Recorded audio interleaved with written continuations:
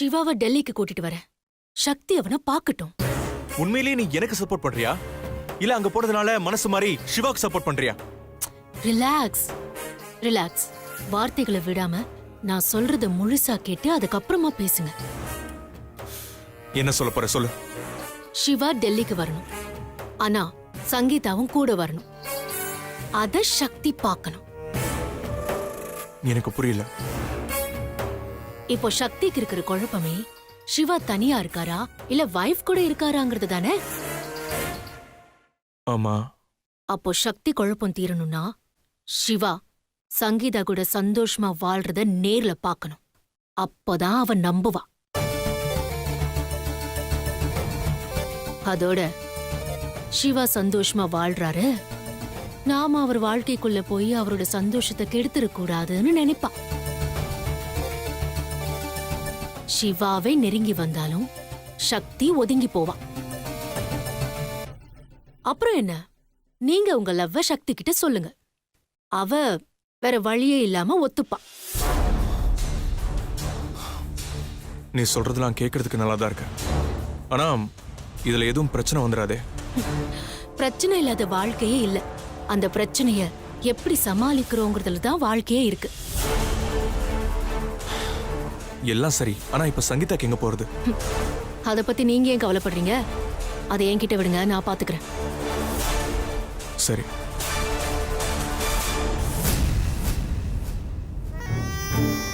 சங்கீதாவை எப்போ எங்க போய் கண்டுபிடிக்கிறது?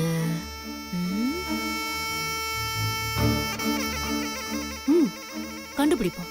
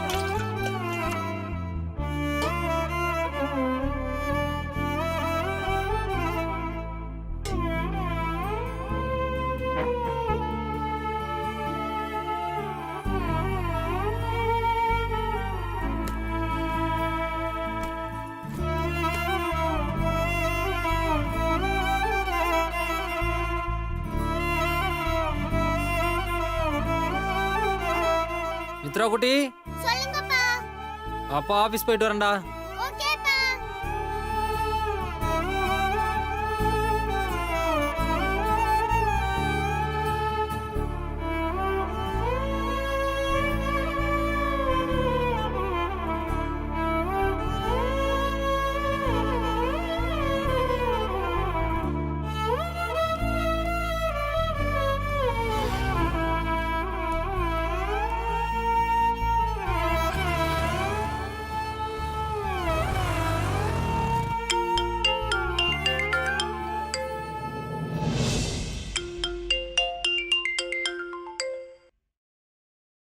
ஹலோ. ஹலோ, மீனாட்சி மேடமா? ஆமா, நீங்க யாரு? நான் யாரு, எங்கிருந்து பேசுறேன்றது இப்ப முக்கியம் இல்ல.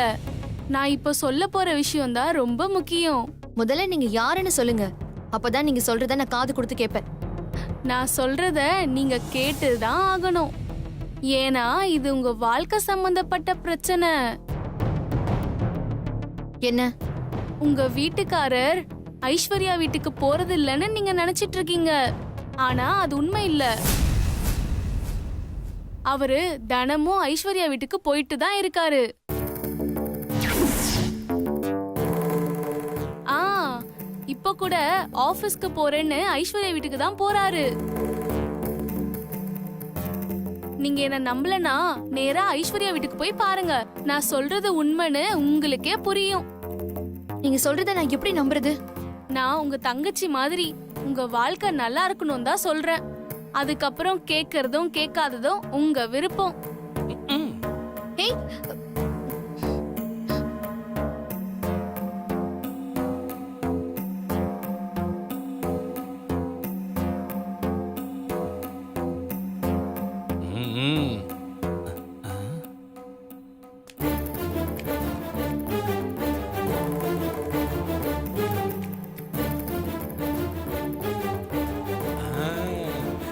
நம்பிட்டாங்க. ஆட்டோ. வலசரவாக்கம் லக்ஷ்மி நகர் போகணும். சரிங்க.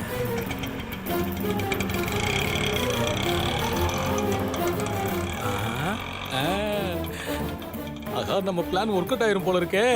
சூப்பர்.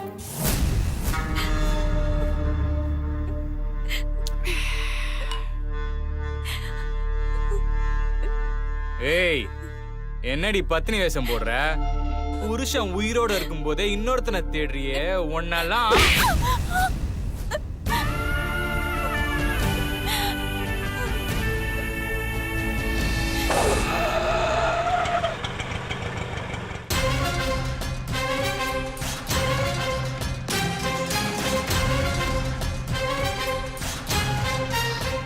அப்போ நீங்க இன்னும் திருந்தாம திரும்பவும் இங்கதான் வந்திருக்கீங்களா? அப்படின்னா என்னை விட இவதான் உங்களுக்கு முக்கியமா போயிட்டா. உங்களை இன்னைக்கு என்ன பண்றேன்னு பாருங்க. அண்ணா கொஞ்சம் வெயிட் பண்ணுங்க. சரிங்க.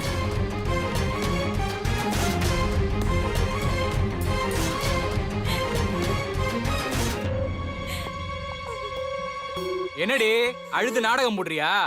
ஏய், நீ என்னதான் கூச்சல் போட்டாலும் சுந்தர்லாம் இங்க வரவே மாட்டான். அழுது நல்லவ மாதிரி நடிச்சு ஏமாத்த பாக்குறியா? அது என்கிட்ட நடக்காது. அந்த சுந்தர் வேணா உன் நடிப்புக்கு மயங்கலாம். ஆனா நான் ரொம்ப தெளிவான வண்டி. என்ன ஏமாத்த பாக்குறியா?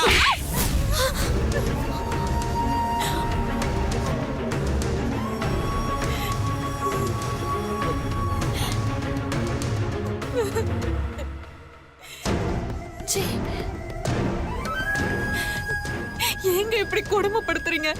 நான் அப்படி என்ன தப்பு பண்ணேன்? என்ன தப்பு பண்ணியா? புருஷன் நான் ஒருத்தன் குத்துக்கல்லு மாதிரி இருக்க இன்னொருத்தனை தேடி போறியே, அது தப்பு இல்லையா? இல்லங்க, நான் தப்பா எங்கேயும் போல, தப்பா எதுவும் பண்ணல. உங்க டார்ச்சர் தாங்காம நான் தற்கொலை பண்ணிக்க போனேன். சுந்தர் வந்து என்னை காப்பாத்திட்டாரு. ஆமா, அவர் பெரிய பரமாத்மா. கஷ்டப்படுறவங்களுக்கு ஓடி ஓடி போய் உதவி செய்வாரு. ஏய் ஓடி, அவன் கூட போய் குடும்பம் நடத்திட்டு காப்பாத்தினான்னு கதை விடுற. இங்க பாருங்க, நீங்க நினைக்கிறதெல்லாம் தப்பு. எனக்கும் சுந்தருக்கும் நீங்க நினைக்கிற மாதிரி எந்த பழக்கமும் இல்ல. நாங்க நல்ல ஃப்ரெண்ட்ஸ், அவ்வளவுதாங்க. ஃப்ரெண்ட்ஸா?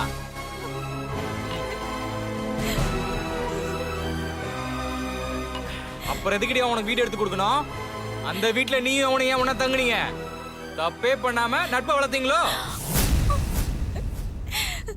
நட்பை வளர்க்க சுந்தர் வீடு எடுத்து தரலங்க. நீங்க என்ன கொடுமைப்படுத்துறீங்கன்னு சொன்னேன். சுந்தர் எனக்கு உதவி செய்யணுங்கிற நல்ல மனசோட எனக்கு வீடு எடுத்து கொடுத்து வேலையும் வாங்கி கொடுத்தாரு.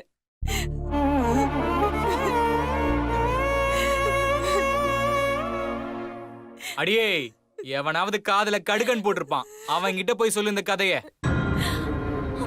இதோ பாரு, பஞ்சும் நெருப்பும் பக்கத்துல இருந்தா பத்திக்க தான் செய்யும். இது காலங்காலமா சொல்ற டயலாகு, ஆனா உண்மையான டயலாகு. ஒரு பொண்ணும் ஆம்பளையும் வீடு எடுத்து ஒன்னா சேர்ந்து தங்குவாங்களாம், ஆனா தப்பே பண்ணாம பழகுவாங்களாம். இத நான் நம்பணும். போடி போடி. நீங்க நம்புங்க நம்பாதீங்க அது உங்க இஷ்டம். ஆனா சுந்தர் மீனாட்சி வாழ்க்கையை மட்டும் தயவு செஞ்சு டிஸ்டர்ப் பண்ணாதீங்க. நீங்களே போய் மீனாட்சி கிட்ட நான் சொன்னதெல்லாம் பொய்ன்னு போய் சொல்லுங்க. அவங்கள நிம்மதியா வாழ விடுங்க ப்ளீஸ். உன்னை கல்யாணம் பண்ணதுனால என் வாழ்க்கையே நிம்மதி இல்லாம இருக்கு. அத பத்தி உனக்கு கொஞ்சம் கூட கவலை இல்ல. ஆனா யாரோ மீனாட்சி சுந்தர் வாழ்க்கையை நினைச்சு கவலைப்படுற. நீ எல்லாம் ஒரு பொண்டாட்டியா? பொண்டாட்டிய நடத்தணுங்க. அவ மேல சந்தேகப்படக்கூடாது. அது மட்டும் இல்ல, அவங்க வேற யாரும் இல்ல. மீனாட்சி என்னோட சொந்த அக்கா. ஓ, பாசம் மலரோ?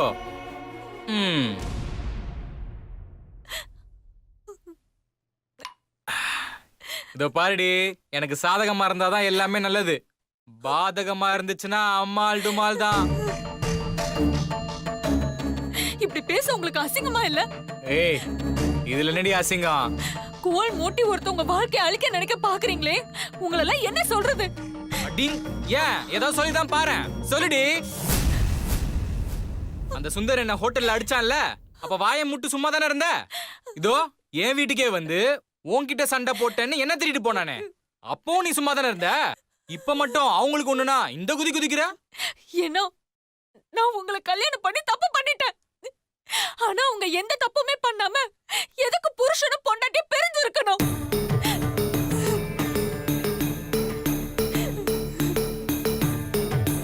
என் வாழ்க்கையில நிம்மதி இல்லாதப்போ அவங்க வாழ்க்கையில மட்டும் எப்படி நிம்மதி இருக்கலாம்? அதுக்கு தான் மீனாட்சி கிட்ட உன்னையும் சுந்தரையும் சம்பந்தப்படுத்தி அசிங்க அசிங்கமா பேசி போட்டு கொடுத்தேன்.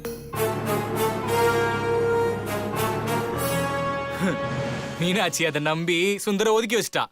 இப்ப தெரியுது அந்த சுந்தருக்கு நான் யாருன்னு.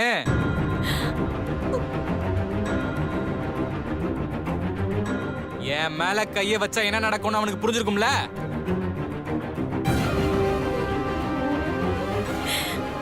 ஏய், என்னடி பாக்குற? நான் குடிச்சிட்டு பேசுறேன் மட்டும் நினைக்காத. நான் குடிச்சாதான் உண்மையே பேசுவேன். நீங்க தினமும் இப்படிதாங்க பண்றீங்க. நீங்களாவே இப்படி இருக்குமோ அப்படி இருக்குமோன்னு கற்பனை பண்ணிக்கிட்டு உங்களையும் வருத்திக்கிட்டு என்னையும் கஷ்டப்படுத்திட்டு இருக்கீங்க. உங்களுக்கு என் மேல சந்தேகம்னா என்ன கொன்னிடுங்க. தயவு செஞ்சு சுந்தரியும் மீனாட்சியும் விட்டுடுங்க.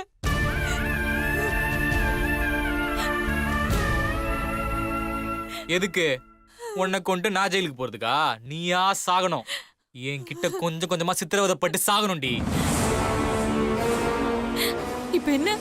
நான் சாகணும் அவ்வளவுதானே? சரி, நானே சாகுறேன். அதுக்கப்புறமாவது சுந்தரியும் மீனாட்சியும் சந்தோஷமா வாழ விடுங்க.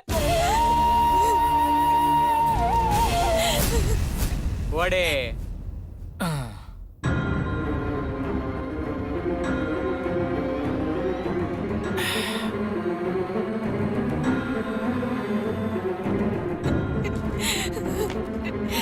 இத ஊத்திக்கிட்டு உங்க கண்ணு முன்னாடியே சாகுறேன். அப்புறமாச்சும் உங்களை சந்தோஷமா வாழ விடு. என்னடி பூச்சாண்டி காட்டுறியா? இப்படி எல்லாம் பண்ணா உன்னை நம்பிடுவேன்னு பாக்குறியா? நான் சாகுறேன், உங்க முன்னாடியே சாகுறேன். அதுக்கப்புறமாவது எனக்கும் சுந்தருக்கும் எந்த தொடர்பும் இல்லைன்னு நம்புங்க.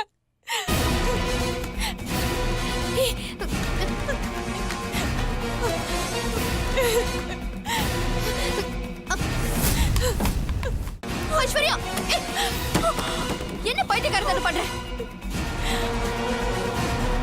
மீனாட்சி இவ எப்ப வந்தா? சரி, நம்ம கேம ஸ்டார்ட் பண்றோம். மேடம், நீங்களே கேளுங்க மேடம். நல்லா கேளுங்க மேடம். நான் எவ்வளவோ சொன்னேன், இவ கேட்கவே மாட்டா மேடம். நான் அப்படி எதுவும் தப்பா கூட கேட்கல மேடம். ஏன் எனக்கும் மீனாட்சிக்கும் துரோகம் பண்ணிட்டு சுந்தர் கூட தொடர்புல இருக்க? அதை விட்டுடு, நாம ஒரு நல்ல லைஃப் வாழலான்னு தான் சொன்னேன். என்ன இவ இப்படி முறைக்கிறா? அதுக்கு நான் சுந்தர் கூட தான் வாழ்வேன். மீறி என்ன நீ தொல்லை பண்ணா நான் தீ வச்சுக்கிட்டு குடும்பம் பண்ணேன்னு உன்னை போலீஸ்ல புடிச்சு கொடுத்துருவேன். அதுக்கப்புறம் நானும் சுந்தரும் சந்தோஷமா வாழ்வோம். மீனாட்சியால எங்களை எதுவுமே பண்ண முடியாதுன்னு சொல்றா மேடம். நீங்களே சொல்லுங்க மேடம், நான் என்ன மேடம் பாவம் பண்ணேன்? பொண்டாடி தப்பானவன் தெரிஞ்சும் திருந்தி வா வாழலான்னு சொன்னேன். என்ன மாதிரி ஒருத்தன் கிடப்பானா மேடம்? கண்டிப்பா கிடைக்க மாட்டான்டா.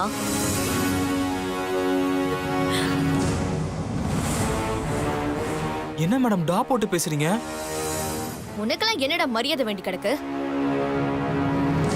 நீ பேசுனது எல்லாத்தையும் நான் கேட்டுட்டு தான் இருந்தேன். நீ இவ்ளோ பெரிய ஃப்ராடா இருப்ப நான் கொஞ்சம் கூட நினைச்சு பார்க்கல.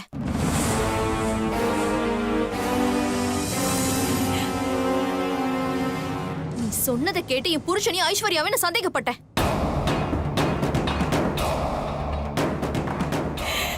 அவங்க எவ்ளோ சொல்லியும் அதை கேட்காம நீ சொன்னதை நான் நம்பினேன் பாரு. நான் ஒரு முட்டாள். மேடம், உங்களை யாரோ குழப்பி விட்டுருக்காங்க. நான் சொல்றத கேளுங்க. நீ சொல்றத நான் ஏன்டா கேட்கணும்? யாரோ என்ன குழப்பி விடல. இவ்ளோ நேரம் என் கண் எதிர நீ பேசுனதுல நான் கேட்டுட்டு தான் இருந்தேன்.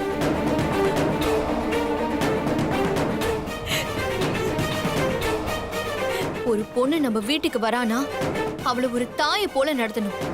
அவளோட இன்ப துன்பத்துல ஒரு நண்பன் போல பங்கு எடுத்துக்கணும்.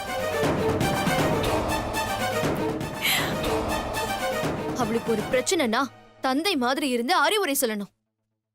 கட்டில்ல மட்டும்தான் அவளுக்கு புருஷனா நடந்துக்கணும்.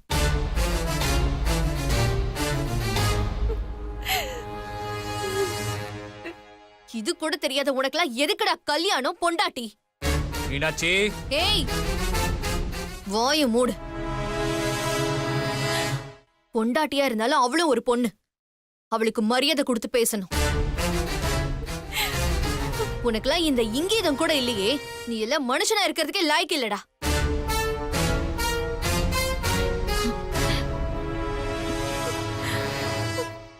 என்ன மன்னிச்சிடு ஐஸ்வர்யா. ஐயோ மீனாட்சி, நான் தான் உன்கிட்ட மன்னிப்பு கேட்கணும். உன் நிலைமை தெரியாம உன்னை இவன் கூட வாழ சொல்லி அனுப்புனனே, ஏன் புத்தி அடிச்சுக்கணும். இனிமே ஒரு நிமிஷம் கூட நீ இவன் கூட இருக்க கூடாது. இப்பவே வா, ஏன் வீட்டுக்கு போலாம். இவன் ஒரு சைக்கோ. எப்போ வேணும்னாலும் என்ன வேணும்னாலும் செய்வான். இப்படிப்பட்ட சைக்கோவே உயிரோட இருக்கும்போது இவனுக்காக நீ எதுக்கு சாகணும்?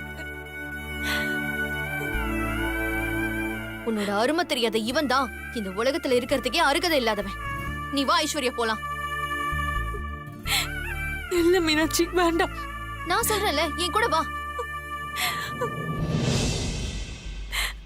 ஏய், என்னங்கடி ரெண்டு பேரும் சேர்ந்து நாடகம் ஆடுறீங்களா? என்ன மீனாட்சி, உன் புருஷன் இங்க வந்து கரெக்ட் பண்ண முடியாதுன்னு உன்னை அனுப்பி கரெக்ட் பண்ண சொன்னானா?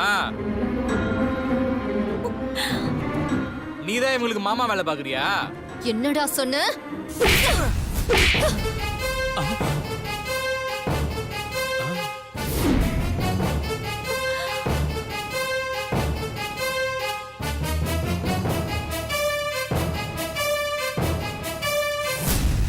வார்த்தைய பார்த்து பேசு.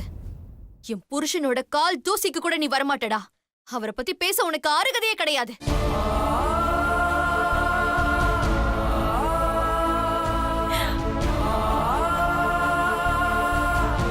இதுதான் உனக்கு லாஸ்ட் வார்னிங்.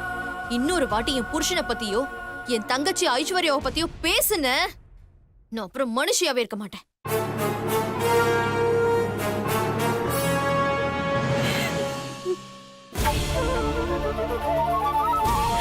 நீ வா ஐஸ்வர்யா.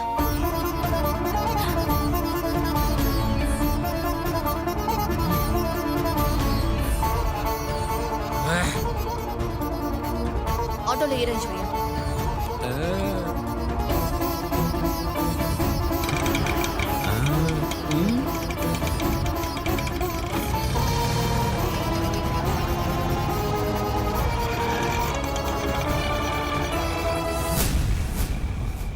ரன்பீர், தம்பி பாஸ், நம்ம பிளான் எப்படி ஒர்க் அவுட் ஆச்சுன்னு பாத்தீங்களா?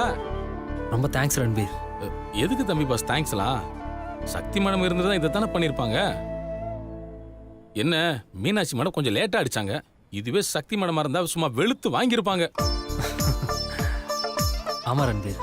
ஆனா தம்பி பாஸ், நீங்க மீனாட்சி மேடத்துக்கிட்ட கொஞ்சம் ஜாக்கிரதையாவே இருங்க. எதுக்கு? பின்ன ஒரு அடினாலும் மரண அடியாவில் இருக்கு. அவனுக்கு காது கேட்காம போனாலும் சொல்றதுக்கு இல்ல. எப்படியோ இதுக்கப்புறம் மீனாட்சி மேடம் உங்களை சந்தேகப்பட மாட்டாங்க. அது போதும் நமக்கு.